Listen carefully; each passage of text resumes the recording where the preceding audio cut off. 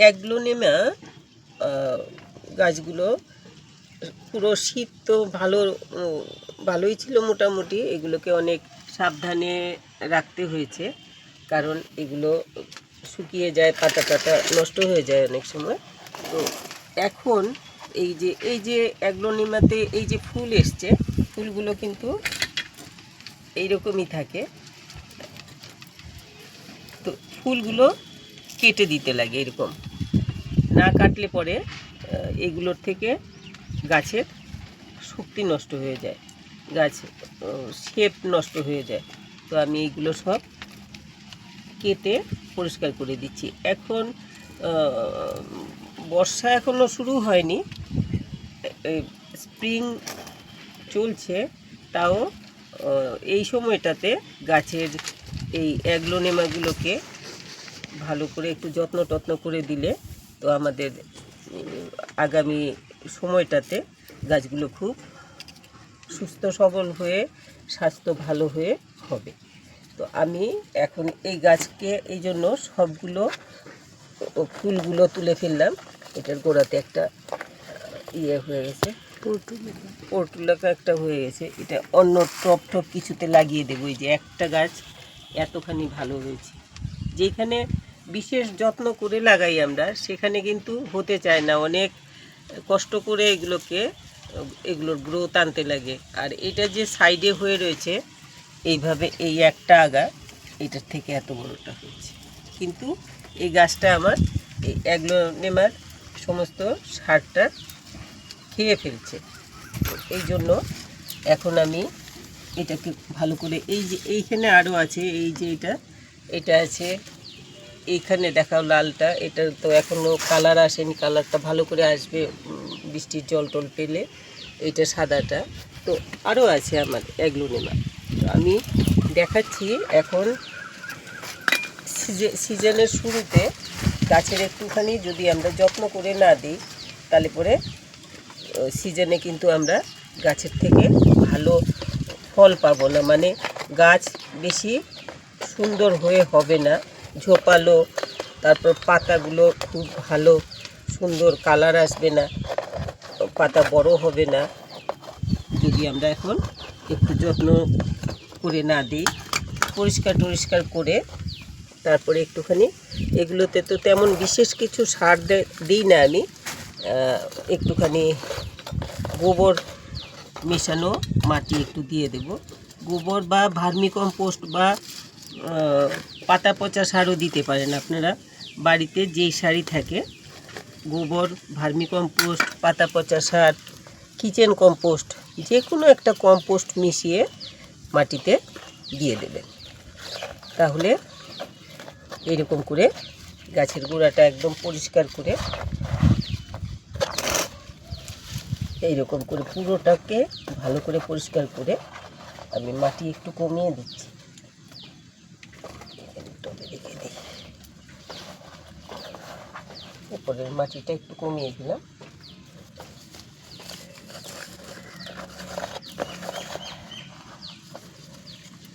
একটা আগা একটু বাড়তি হয়ে গেছে, ভাবছি এটাকে কেটে এটাকে কেটে দিলে এটা শেপটা ঠিক হয়ে যাবে। এটা বাড়তি হয়ে গেছে মনে হচ্ছে, হ্যাঁ, এটাকে কেটে দিই, যদি কেটে আরেকটা আমার গাছ হয়ে যাবে। ওই জায়গাটার থেকে কাটতে লাগবে, নইলে গাছটার শেপটা নষ্ট হয়ে যাবে। এখন তো গ্রোথের সময়, সামনে বর্ষা আসছে, এইখান থেকে একটা শিকড়, এই যে একটা শিকড় বেরোনোর ব্যবস্থা আছে, এটা লাগালে পরে গাছটা হয়ে যাবে। এখন এটা সুন্দর হয়ে ঝোপালো হয়ে হবে। আর নিচের যেগুলো বাজে খারাপ পাতা আছে, এগুলো সমস্ত আমি কেটে বাদ দিয়ে দিচ্ছি। শুকনো পাতা, পোকাতে খাওয়া পাতা, এগুলো সব বাদ দিয়ে দিচ্ছি। আর বিকেলবেলা, এখন তো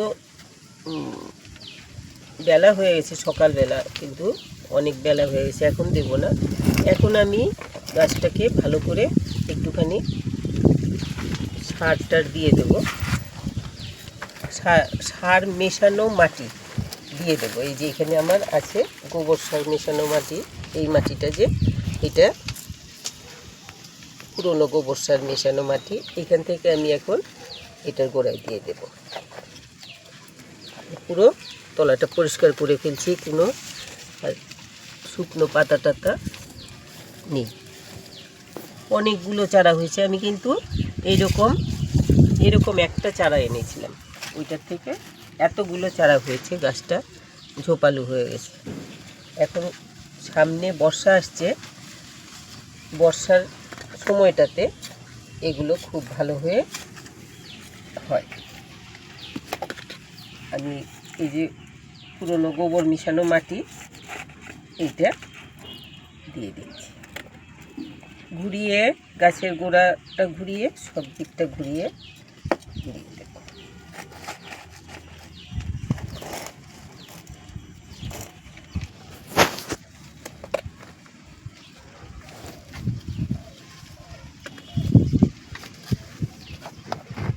এরকম করে সবগুলো অ্যাগ্লোনেমা গাছে আমি এইরকম করে দিয়ে দেব। আপনাদের অ্যাগ্লোনেমা থাকলে এক্ষুনি এইরকম করে গাছগুলোর একটুখানি কেয়ার নিয়ে নিন, তাতে গাছ অনেক বেশি সুন্দর হয়ে যাবে।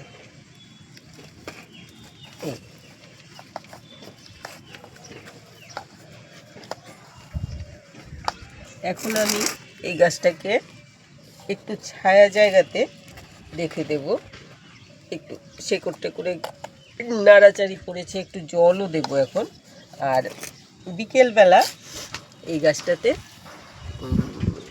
ওই যে মহাশক্তি ওষুধ একটা বানিয়েছি, সেই ওষুধটা স্প্রে করে দেব, যাতে পাতাগুলোতে কোনো রকমে পোকামাকড় না ধরে। যেমন এগুলোতে কিন্তু পোকাতে ধরে, পোকাতে খেয়ে ফেলে পাতা, এই যে দেখুন কেমন পাতাগুলো খেয়ে নষ্ট করেছে।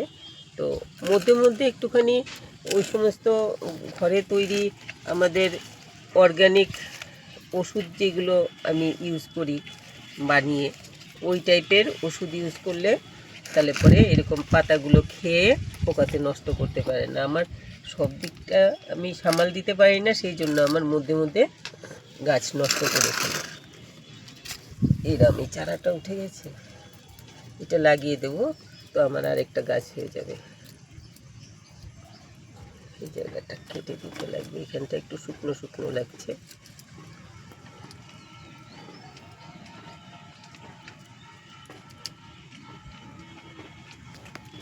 হ্যাঁ, এটা লাগিয়ে দিলে আমার একটা গাছ হয়ে যাবে। আপাতত লাগাচ্ছি না, এখানে রেখে যাই, ঠান্ডাতে থাকুক। আর আরেকটা জিনিস দেখাচ্ছি আপনাদেরকে, এই যে আমার এই হোয়াইট কি বলে প্রিন্ট হোয়াইট স্পটেড অ্যাগ্লোনেমাটা, এইটা এইটার মতো ওই রকম বেঁকা শেপ হয়ে গেছিলো। এই যেমন কেটে বের করেছি, এটা করে এটাকে শেপ করে দিয়েছি, ওই রকম এটার একটা ডাল এরকম হয়ে গেছিলো এই সাইডটার থেকে, এটাকেও দেবো এখন পরিষ্কার করে, সব পরিষ্কার করে এটাতেও দিয়ে দেব। তো এইটাতে আমি এই যে এইরকম এইটা তো অনেকটা বড়, এত ওই যে দেখালাম এইটার মতো ছোট একটা, এটা থেকে আর একটু বড়, এটা এই গাছটা আরও ছোট ছিল, আর এটা সাইড দিয়ে বেঁকা হয়ে বেরিয়েছিল, সেই জন্য এটাকে আমি তুলে ফেলছি, তুলে এই আলাদা এই ছোট টবটার মধ্যে লাগিয়েছি। লাগানোতে দেখতে পাচ্ছেন আমার একটা ভালো গাছ হয়ে গেছে, কিন্তু চারা হয়ে গেছে। আবার এই একটা সিজন যা পার হতে হতে গত সিজনে আমি এটাকে এরকম করেছিলাম, একটা সিজন পার হতে হতে এই যে এটার গোড়ার থেকে এই একটা চারা বেরিয়েছে, আর এই আর একটা চারা বেরোচ্ছে। হ্যাঁ, এইটাই ছোট নতুন চারা, এইটার থেকে এই একটা চারা বেরোচ্ছে, এই আর একটা চারা বেরোচ্ছে। তো সবগুলোকেই আমার একটুখানি পরিষ্কার করে একটু যত্ন করে দিই যদি, গাছগুলো কিন্তু ভালো হয়ে যাবে। আপনাদের যাদের অ্যাগ্লোনেমা আছে সেই গাছগুলোকে আপনারা একটু সার দিয়ে দেবেন, যে বললাম যে কোনো সার একটুখানি দিলে পরে গোবর সার হোক, ভার্মি কম্পোস্ট, কিচেন কম্পোস্ট, পাতা পচা সার, যা খুশি একটা কিছু সার। এগুলো তো কচু জাতীয় গাছ বলতে পারেন, কেন আমি বলি আর কি, কচু গাছ যেমন যেমন খুশি হয়ে যায়, একটুখানি মাটি পেলে, মাটিতে অল্প স্বল্প সার পেলেই হয়ে যায়, ঠিক সেই রকম এগুলো এইরকম এইভাবে হয়ে যায়। তো আমি এক অল্প গোবর সার মেশানো মাটি গামলাটার মধ্যে তৈরি করে রেখেছি। এইগুলো একটু একটু দিয়ে এই গাছগুলোকে সবগুলোকে আমি একটু এইভাবে এগুলোর কেয়ার নিয়ে নেব। আর ওই মহৌষধ যেটা বানিয়েছি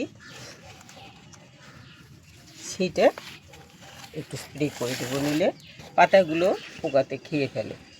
আর এটাকে লাগিয়ে দেব।